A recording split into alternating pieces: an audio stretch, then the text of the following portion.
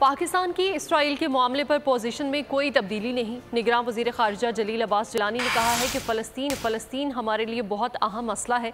Israel ने फ़लस्तीन पर जारहियत की है, उन्हें शहरी आबादियों पर हमले किए। प्रेस कॉन्फ्रेंस में उन्होंने कहा कि हम गज़ा के मुहासरे की मज़म्मत करते हैं। गज़ा में पानी नहीं, वहाँ बिजली और खुराक का बहरान पैदा हो चुका है, वहाँ इंसानी अलमिया जन्म ले रहा है।